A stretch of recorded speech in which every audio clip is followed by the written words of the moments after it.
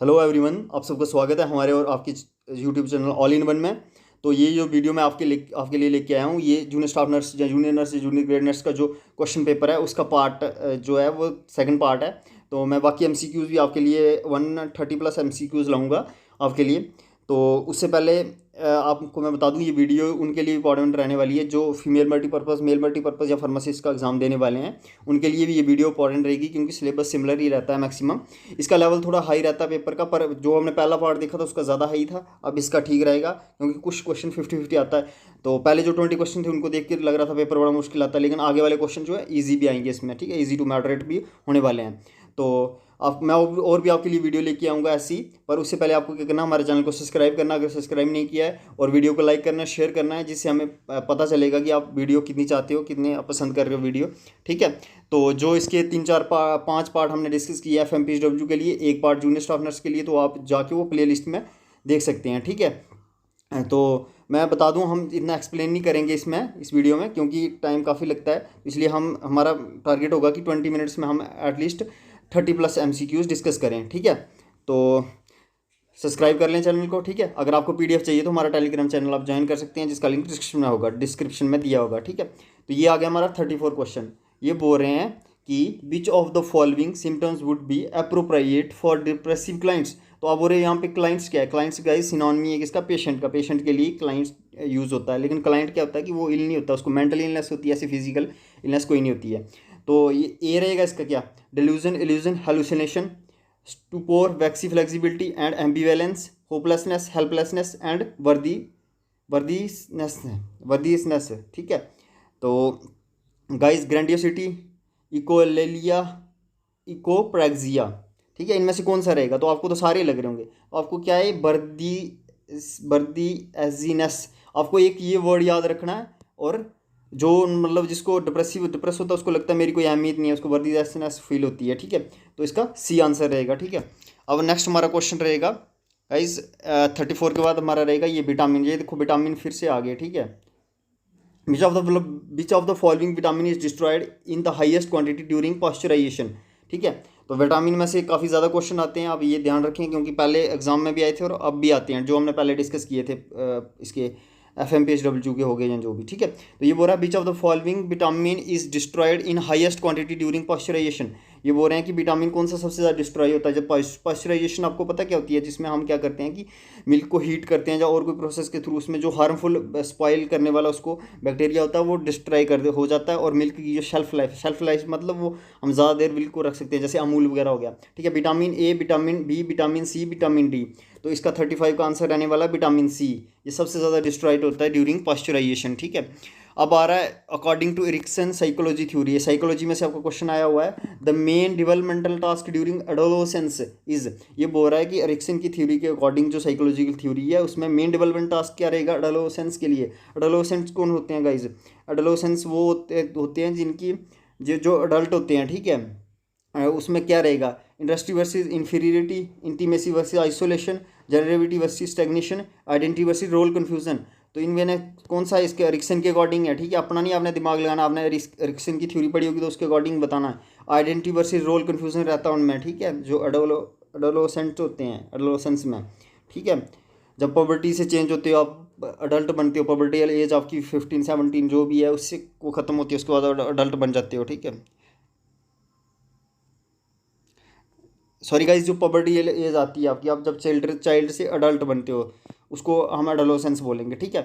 तो अब क्या 37 क्वेश्चन हमारा क्या रहने वाला है, what is the thermometer which records temperature, what is the thermometer which records temperature by using A sensor probe with infrared radiation. ये बोल रहा है कि एक थर्मोमीटर है जो रिकॉर्ड करता है, क्या टेम्परेचर रिकॉर्ड करता है यूजिंग ए प्रोब, सेंसर प्रोब यूज़ करता है वो, जिसमें IR लगा होता है। तो ठीक है, ये आपने पढ़ा होगा तो फिर आप इसका वो कर पाओगे। डिस्पोजेबल पेपर थर्मोमीटर बोलते हैं उसको, temperature sensitive strips and dots बोलते हैं, टिम्पैनिंग मेम्ब्रेन थर्मोमीटर बोलते हैं, या इलेक्ट्रॉनिक थर्मोमीटर। तो मैं गाइस बता दूं आपको, जो थर्मोमीटर जिसमें सेंसर प्रोब यूज़ होता है, जहाँ IR होती हैं, उसको हम टिम्पैनिंग मेम्ब्रेन थर्मोमीटर होते हैं। ये एयर में जो है उसका टेम्परेचर मेजर करने के लिए यूज़ होता है, ठीक है। तो अब ये बोल रहा है कि इन्फ्लेमेशन इन्होंने पूछा है, ठीक है, inflammation of the choroid is known as. तो कोराइड आपको पता है क्या होता है, कोराइड आपको पता होना चाहिए गाइस। कोराइड क्या होता है कि ये जो वेस्कुलर लेयर होती है किसकी, आई में वेस्कुलर लेयर होती है कोराइड, तो वो रहा उसकी इन्फ्लेमेशन हुई तो उसको क्या बोलते हैं हम, इरिडोसाइक्लिस्टिस बोलते हैं, स्टेफाइलोमा बोलते हैं, स्कलेरोटिस बोलते हैं, या कोरोडिटिस बोलते हैं, क्रोडाइटिस बोलते हैं गाइज उसको हम, ठीक है। डी इसका आंसर रहेगा 38 का, 38 का आंसर डी रहेगा, ठीक है। तो अब हमारा आ गया 39 क्वेश्चन। तो which of the following diagnosis test is use to detect acetone in the urine, बोल रहा है इनमें से कौन सा टेस्ट यूज होता है जो डिटेक्ट करता है यूरिन में, Benedict's test, Hay's test, Smith test, Rothera's test. तो आपको ये टेस्ट पढ़े होंगे, आपको ये सारे टेस्ट पढ़ भी लेने हैं, ठीक है। अगर आपके पास टाइम है तो आपको इनको सर्च कर लेना है, क्योंकि क्या पता है इसका ही कुछ उल्टा पूछ दे दूसरे टेस्ट का, तो इसका डी आंसर रहेगा, ठीक है। रिपीट भी होते हैं क्वेश्चन गाइज पुराने जो हैं, ठीक है। तो इसका डी रहेगा, रोथेरास टेस्ट रहेगा। अब आ गया हमारा 40th MCQ। उससे पहले अगर आपने हमारे चैनल को सब्सक्राइब नहीं किया तो प्लीज़ जल्दी से सब्सक्राइब कर लें, वीडियो को लाइक शेयर, और अगर कोई सजेशन है या आपका कोई क्वेरी है तो प्लीज़ कमेंट कर दें, ठीक है। तो ये पूछ रहा है which of the following is the innermost layer of the ball of the eye, बोल रहा है इनर मोस्ट लेयर कौन सी होती है बाइब की, कोराइड होता है, लेंस होता है, इरिस होता है, रेटिना। तो आपने पढ़ा होगा रेटिना जिस पे इमेज बनती है, वो इनर मोस्ट लेयर होती है इसकी, ठीक है, आइज की। Premature separation of the placenta is known as 41 question है, 41st क्वेश्चन है हमारा, ठीक है। तो ये बोल रहा है premature separation of placenta is known as, क्या बोलते हैं, प्लेसेंटा परबिया बोलते हैं। अब ये सारी टर्म्स पढ़ लें, ऑब्स्ट्रक्टिव लेबर बोलते हैं, अब्रेफियो प्लेंटा बोलते हैं, एक्टोपिक प्रेगनेंसी आपने पहले MCQ देखे होंगे तो उसमें मैंने बताया भी है क्या होती है, ठीक है। तो जल्दी से रिमाइंड करें क्या होती है। तो इसका जो आंसर रहने वाला है 41st क्वेश्चन का आंसर क्या रहने वाला गाइज, इसका आंसर रहेगा सी, ठीक है। 41 का अब्रेफियोस प्लेसेंटा रहेगा इसका आंसर, ठीक है।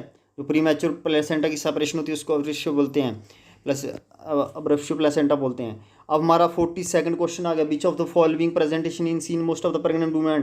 तो आपको ये प्रेजेंटेशन इंपॉर्टेंट है, इनमें से भी काफ़ी क्वेश्चन आ गए हैं, ये पढ़नी है presentation. Breech presentation, brow presentation, vertex presentation, face presentation, इनमें से कौन सी प्रेजेंटेशन है जो कॉमन रहती है। तो गाइज मैं बता दूँ आपको, सी रहा है बर्टेक्स प्रेजेंटेशन। 97% वुमेन्स में जो है वो प्रेग्नेंट वुमेन में बर्टेक्स प्रेजेंटेशन रहती है। तो इसमें क्या होता है कि बच्चे का हेड जो है वो डाउन रहता है, ठीक है, जनरली वही बाहर आता है पहले, ठीक है, डाउन रहता है। तो अब क्या है इसमें 43rd क्वेश्चन हमारा, विच of the following vitamin is essential for absorption of calcium. ये बोल रहा है कि इनमें से कौन सा विटामिन जो है जो कैल्शियम की एब्जॉर्प्शन के लिए सही रहता है, ठीक है, एसेंशियल है, ज़रूरी है, ठीक है। तो इसका vitamin A, vitamin B, vitamin C या डी कौन सा होगा, जल्दी बताएं। इसका विटामिन गाइस डी रहेगा। ये तो आपको भी पता, बोन के साथ विटामिन डी जुड़ा हुआ है, तो ये तो यहाँ से आप आइडिया कर लोगे। वर्क कई बार ऐसे गैस गलत हो जाते हैं, आपने पढ़ा नहीं हो जब तक, ठीक है। अब तो आप गलत नहीं करोगे अगर यही क्वेश्चन आ गया, ठीक है। अब ये पूछ रहा है but is the disease nicotinic acid deficiency called, what is the disease nicotinic acid deficiency disease को हम क्या बोलते हैं, बेरी बोलते हैं, स्कर्बी बोलते हैं, पेलग्रा बोलते हैं, बर्निंग फीट सिंड्रोम क्या बोलते हैं। तो गाइस ये भी एक और विटामिन में से तीसरा क्वेश्चन है ये, इसी क्वेश्चन पेपर में, ठीक है। तो विटामिन आपको ध्यान से पढ़ने हैं। वेरी स्कर्बी, पेलग्रा क्या बोलते हैं, तो इसको हम पेलग्रा बोलेंगे गाइस। ये किससे होती है, मैंने पहले MCQ जो डिस्कस किए उसमें बताया हुआ है, पेलग्राउंड में होती है जो स्टेपल फूड जिनका मेज होता है, ठीक है। अब आगे हमारा 45th क्वेश्चन हमारा आ गया, ठीक है। 45th क्वेश्चन में क्या है, which of the following test is use to determine the number, motility, activity of the sperm. वो रहा कि कौन सा टेस्ट इनमें से यूज़ होता है क्या करने के लिए, स्पर्म की मोटिलिटी, ठीक है, मोटिलिटी जहाँ उसकी मोबिलिटी या एक्टिविटी को डिटरमाइन करने के लिए। Rubin's test, postcoital test, Friedman test, pap smear test, कौन सा टेस्ट यूज़ होता है। तो गाइज आपको ये टेस्ट पढ़ लेने हैं क्या क्या होते हैं। तो बी इसका होगा, पोस्टकॉइटल टेस्ट होगा इसका, ठीक है। इसको पोस्कल टेस्ट बोलेंगे, पोस्कल टेस्ट प्रोनाउंस करते हैं इसको शायद से, ठीक है। तो जो 46 इसका क्वेश्चन रहने वाला हमारा, the predominant mode of transmission, ठीक है। ये पूछ रहा है predominant mode of transmission transmit for polio virus तो सुना ही होगा। उसके लिए कौन सी IPV और OPV दोनों वैक्सीन दी जाती है। पोलियो कब होता है या क्या होता है इसके बारे में आपको देख लेना थोड़ा, ठीक है। तो ये predominant mode of transmission for polio virus is vector borne है, या वेक्टर बोर्न है, एयर बोर्न है, फीकल रूट है, या ब्लड ट्रांसफ्यूशन है। पोलियो कैसे ट्रांसफर होता है, तो गाइज इसका सी रहेगा, फीकल और रूट रहेगा इसका राइट आंसर, ठीक है। अब आगे हमारा 47th क्वेश्चन, ये पूछ रहा है the blood is stored in which of the following range. ये लैब वालों के रिलेटेड क्वेश्चन है, पर आपके लिए भी इंपॉर्टेंट है, आपके सिलेबस में भी होगा ब्लड वगैरह, ट्रांसफ्यूशन वगैरह। तो दस blood is stored in which of the following range of temperature, किस रेंज पे हम उसको स्टोर करते हैं, ठीक है, ब्लड को। तो गाइस आपको बताना है जल्दी से किस रेंज पे करते हैं। सही इसका होता है +2 से लेकर +6 तक होता है। तो यहाँ पे हम क्या टिक करें, +2 तो है नहीं है, हमें ये करना है जो मोस्ट अप्रोप्रिएट है, हमें ऑब्जेक्टिव में देखना होता है जो सबसे सही हो, ठीक है। ये गया, आ गया हमारा बी, इसका आंसर आ गया। तो अब हमारा नेक्स्ट आ गया था, complication of direct trauma caused by operative delivery is known as. ये बोल रहे हैं एक ऑपरेटिव डिलीवरी हुई है जिसमें क्या हुआ है कि डायरेक्ट ट्रॉमा हो गया है, उसकी क्या कॉम्प्लिकेशन रहेगी, कॉम्प्लिकेशन होती है कि क्या डिफिकल्टी बनेगी उससे, ठीक है। तो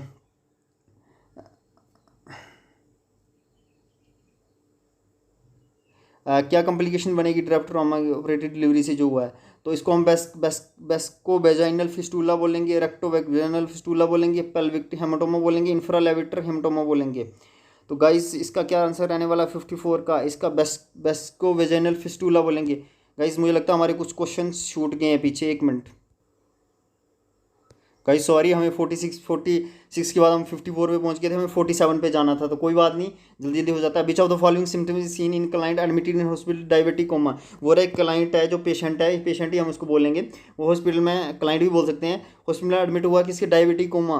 तो उसके लिए जो कौन सा सिम्टम सबसे ज़्यादा रहेगा, ठीक है, डिहाइड्रेशन रहेगा, फैटीक रहेगा, कुसुमल रेस्पिरेशन रहेगा, हाइपरग्लाइसीमिया। तो मैं बता दूं उसके लिए क्या रहने वाला है, कुसुमल रेस्पिरेशन उसके लिए वो रहेगा जो उसका सिम्टम रहेगा मेन, ठीक है। उसके लिए सी इसका आंसर रहेगा, ठीक है।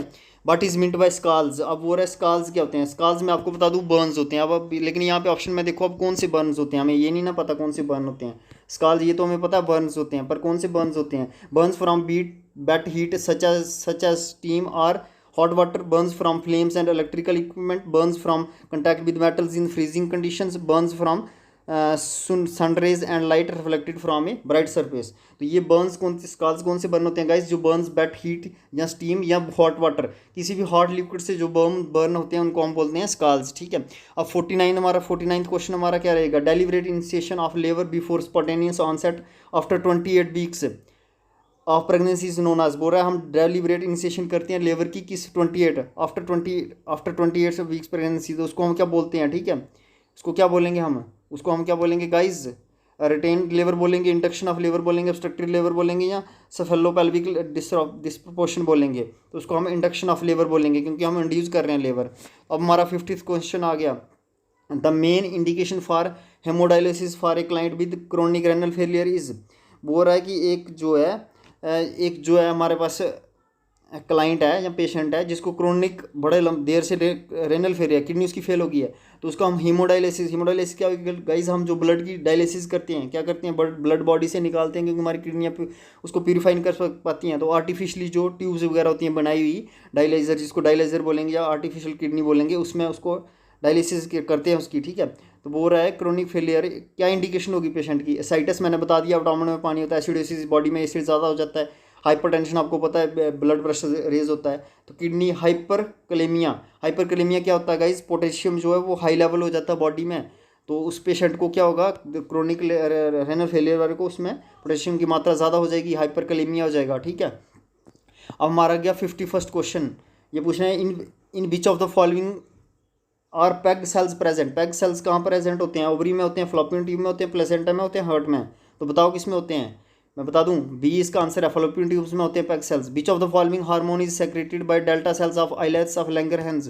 तो गाइस ये मोस्ट कंफ्यूजिंग क्वेश्चन है आपके लिए। आइलेट्स ऑफ लैंगरहैंस जो जनरली क्या करता है, ग्लूकोजन और इंसुलिन सेक्रेट करता है, पर यहाँ पे आप पढ़ रहे हो डेल्टा, आपको ध्यान से क्वेश्चन को पूछना है, इन्होंने पूछा हुआ डेल्टा सेल्स, तो अगर डेल्टा सेल पूछा तो आप इनको आराम से एलिमिनेट कर सकते हो। तो ये डेल्टा सेल क्या करते हैं, हिस्टामाइन आपको पता है एलर्जी वगैरह उसके रिलेटेड तब सेक्रेट होता है, ठीक है। तो आइसोलेट्स ऑफ लैंगरहैंस कहाँ, पैनक्रियाट में होता है, ये pancreatic group of pancreatic cells होता है, पैनक्रियाज पता है ना आपको, लीफ लाइक स्ट्रक्चर होता है। तो ये सी इसका आंसर रहेगा, सोमैटोस्टैटिन ये एक हार्मोन है जो वो सेक्रेट करते हैं delta cells of islets of Langerhans, ठीक है। अब हमारा 53 क्वेश्चन हमने डिस्कस कर दिया है, पहले ही गलती से डिस्कस कर दिया, और 54th भी कर दिया है। अब हमारा रहेगा 56 क्वेश्चन, ये कहाँ से आया हुआ गाइस, साइकोलॉजी से आपको क्वेश्चन आया हुआ है। The ability to think abstractly, जो बंदा एब्स्ट्रैक्टली थिंक कर सकता है, ठीक है, एब्स्ट्रैक्टली थिंक कर सकता है, एब्स्ट्रैक्टली मीन पूरा प्रॉपर जो कर सकता है, मतलब जिसका दिमाग बड़ा तेज़ चलता है, ठीक है, अब्रप्टली जो थिंक कर सकता है उसको क्या बोलेंगे हम, abstractly. Memory, aptitude, intelligence, judgement, जिस मतलब फटाफट से आंसर दे देता है उसको क्या बोलेंगे, हम एप्टीट्यूड बोलेंगे, उसका एप्टीट्यूड अच्छा हम बोलते हैं ना। हाउ मच ग्रॉस कैलोरिक और gross energy value is present, 1 gram of protein में कितनी वैल्यू या कितनी एनर्जी प्रेजेंट होती है, लेकिन ग्रॉस, ठीक है, ग्रॉस एनर्जी या ग्रॉस कैलोरीफिक वैल्यू कितनी होती है इसकी, 1 ग्राम ऑफ प्रोटीन, प्रोटीन के रिलेटेड पहले भी क्वेश्चन आया था, हमने देखा था उसमें, तो कितनी होती है इसकी गाइस, इसका क्या आंसर रहेगा, ए रहेगा 4 कैकल पर ग्राम, 5.65 कैकल पर ग्राम, 9 कैकल पर ग्राम, 9.40 कैकल पर ग्राम। तो इसका बी आंसर रहने वाला हमारा, ठीक है, बी आंसर रहेगा इसका ये 5.65 kcal per gram. Glucose intolerance during pregnancy is referred, अगर ग्लूकोज इंटॉलरेंस है ड्यूरिंग प्रेगनेंसी तो हम उसको क्या बोलेंगे, टाइप 1 डायबिटीज़ बोलेंगे, टाइप 2 डायबिटीज़ बोलेंगे, डायबिटिक इंसिपिडस बोलेंगे, या गैस्ट्रेशनल डायबिटीज बोलेंगे। तो गैस्ट्रेशनल आपको यहीं से ड्यूरिंग प्रेगनेंसी बोला तो गैस्ट्रेशनल डायबिटीज माइलेटस बोलेंगे उसको, ठीक है, यहाँ से इंडिकेट हो रहा है। हमारा आ गया 50th question, the term used to give the relationship of the fetal head and limbs to its trunk is known as, हम जो टर्म यूज़ करते हैं किसके लिए, जो रिलेशनशिप होता है बिटवीन फीटल हेड लिम्स के बीच में और इसकी ट्रंक के बीच में, तो उसको क्या बोलेंगे, प्रेजेंटिज्म, पोजीशन, लाई, एटीट्यूड, क्या बोलेंगे गाइज हम उसको हम बोलते हैं एटीट्यूड, डी इसका आंसर रहेगा, ठीक है। The protein builders of the cell are known as, ये तो काफ़ी इजी क्वेश्चन है, अगर आपने सेल का स्ट्रक्चर पढ़ा है तो प्रोटीन बिल्डर्स किसको बोलते हैं। देखो आपको सेम क्वेश्चन आ गया, मैं फिर FMPHW में भी एक क्वेश्चन डिस्कस किया था कि मेन जो पार्ट है एनर्जी देता है सेल का वो कौन सा है, तो देखा क्वेश्चन आपको रिलेटेड आते हैं। तो ये आ गया माइटोकॉन्ड्रिया, तो ये तो पता आपको, ये एलिमिनेट हो गया, ये इसका वो नहीं है। साइटोप्लाज्म आपको पता है रीजन होता है बिटवीन किसका, न्यूक्लियस की जो मेम्ब्रेन होती है उसके और मेम्ब्रेन के बीच में जो पार्ट होता है उसको साइटोप्लाज्मा बोलते हैं हम, ठीक है। तो न्यूक्लियस आपको पता है जेनेटिक मटेरियल होता है जिसमें सेंटर वाला पार्ट होता है, तो प्रोटीन का इसमें कोई रोल नहीं है। तो राइबोसोम मेन रहेगा इसका आंसर, ठीक है, 59 का आंसर राइबोसोम रहेगा, जो प्रोटीन बिल्डर होते हैं किसके, सेल के। सेल में से क्वेश्चन आया, इजी क्वेश्चन है, 1 मार्क्स आपको आराम से दिला सकता है। What is the main pro inflammatory response of serotonin, बोल रहा है कि सेरोटोनिन है उसका मेन जो है प्रो इन्फ्लेमेटरी रिस्पॉन्स क्या रहेगा, मेन प्रो इन्फ्लेमेटरी रिस्पॉन्स क्या रहने वाला है, ठीक है। तो सेरोटोनिन मैं बता दूं आपको ये हार्मोन है, तो ये इसका क्या रोल रहेगा, ठीक है, ये हार्मोन है, रिस्पॉन्सिबल होता है किस वेलबींग के लिए, हैप्पीनेस वगैरह के लिए, मूड के लिए, फीलिंग के लिए। तो decrease vascular permeability, Wesco constriction करेगा, वेसोडाइलेशन करेगा या एंटीकोगुलेंट होगा। तो इसका क्या आंसर रहने वाला है 60 का गाइज, इसका बी रहने वाला है, ठीक है, बी इसका आंसर रहेगा 60, ये वेसो कंस्ट्रिक्शन करेगा। अब हमारा आ गया कौन सा गाइज, हमारा ये आ गया 61st क्वेश्चन आ गया, bile caring for a pre Schuler कौन सा होता है, आपने पढ़ा होगा, ये पहले हमने MCQ किया था, उसमें क्वेश्चन आया था। तो देखा रिलेटेड क्वेश्चन आते हैं, अगर आपने पेपर सॉल्व किया ना आपको आइडिया हो जाता है किस टाइप का क्वेश्चन आता है। 3 to 5 ईयर्स के बीच में जो होता है उसको हम प्री स्कूलर बोलते हैं। वो रहा while caring a preschooler, the nurse should remember that a child's fear could be because of, वो रहा है कि एक प्री स्कूलर की केयर कर रही है नर्स, उसको क्या सोचना चाहिए कि चाइल्ड डर रहा है, क्यों डर रहा है, पेन की वजह से, डेथ की वजह से, आइसोलेशन की वजह से, इंट्रूसिव प्रोसीजर्स। तो गाइज ये इसका आंसर होगा इंट्रूसिव प्रोसीजर्स, ठीक है, ये इसका आंसर रहेगा।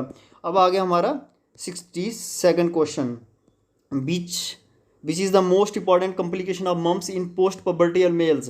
तो मैं आपको बता दूं कि ये बोल रहा है कि मम्स हुए हैं एक मेल को, पोस्ट पबर्टियल मेल है वो, उसमें इंपॉर्टेंट कॉम्प्लिकेशन क्या रहेगी मम्स की, ठीक है। तो मैं बता दूं पोस्ट पबर्टियल एज जो बॉयज़ में गाइज वो अप्रॉक्सीमेटली होती है 11 to 12 साल होती है, ठीक है। और पोस्ट पबर्टियल मेल कौन हो गया, जो 16 to 17 साल से ज़्यादा है, ठीक है, 16 to 17 साल से जो ज़्यादा है वो पोस्ट पबर्टियल मेल होगा, ठीक है। और गर्ल्स में भी मैं बता दूं पिबर्टी जो आती है, मतलब हमारे चेंजेस आते हैं, साइकोलॉजिकल चेंजेस आते हैं, हमें हेयर आते हैं जहाँ, और कोई हमारी बॉयज़ में चेंज आता है तो उसको हम पबर्टी बोलते हैं, ठीक है। तो गर्ल्स में पबर्टी कब आती है, 10 to 11 साल में पबर्टी आती है, और ऑनसेट जल्दी हो जाती है, जल्दी आती है, और 15 to 17 साल वो रहती है, ठीक है। सॉरी गाइज, हाँ ये तो ये बोल रहे हैं कि इसमें पोस्ट पबर्टी मेल पता चल गया ना आपको, जो 16 to 17 साल के बाद का होगा मेल, उसमें मोस्ट इंपॉर्टेंट कॉम्प्लिकेशन की मम्प्स की क्या होती है, ठीक है। एक्रोमेगली हो गया, हाइपोथायरॉयडिज्म हो गया, डिक्रीज इन लिबिडो हो गया, स्टेरिलिटी। तो स्टेरिलिटी इसका सही आंसर रहेगा, मतलब वो इनफर्टिलिटी आने में उसमें ज़्यादा वो चांसेस रहते हैं, ठीक है, मम्प्स हो अगर उसको। तो the sterilization technique which helps to remove bacteria from heat लेवाइल liquids is, heat लेवाइल liquid आपको पता होना चाहिए क्या होते हैं, ठीक है। तो हीट लेवाइल लिक्विड क्या होते हैं गाइज, क्या होते हैं, हीट लेवाइल लिक्विड वो होते हैं जो लिक्विड को हम अगर हीट करेंगे तो वो उनके डिस्ट्रॉय होने के चांस रहते हैं, मतलब उनका जो है वो डिस्ट्रॉय हो जाएंगे, डिस्ट्रक्ट हो जाएंगे, ठीक है।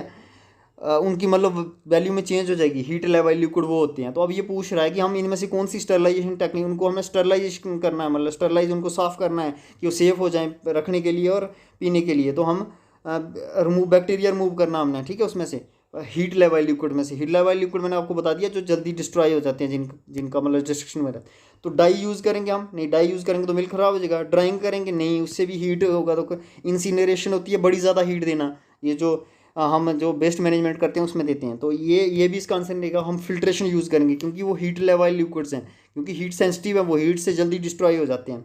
The hormone that tend to decrease calcium level in the blood, ठीक है, इनमें से कौन सा हार्मोन है जो कैल्शियम लेवल ब्लड में वो करता है, डिक्रीज करता है, ठीक है। तो कौन सा है, ACTH है, एड्रेलोस्टेरोन है, कैल्सीटोनिन है, ADH है। तो गाइस 64 का आंसर रहने वाला है कैल्सीटोनिन, ठीक है। कैल्सी यहाँ से कैल्शियम और कैल्शियम ये पता चल रहा है, ऐसे भी आप आइडिया गैस कर सकते हो, पर कई बार ये गैस गलत हो जाता है, ठीक है।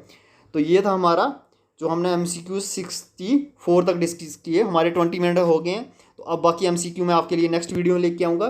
तब तक आप इस वीडियो को देखें, लाइक करें, शेयर करें, कमेंट करें, और अगर आपने सब्सक्राइब नहीं किया तो प्लीज़ सब्सक्राइब करें, उसे हमें और आपके लिए ऐसी वीडियो लाने का मौका मिलेगा। और ऑल द बेस्ट, अच्छे से तैयारी करें, आपका एग्ज़ाम थोड़े दिन में रह गया है। तो thank you, have a nice time.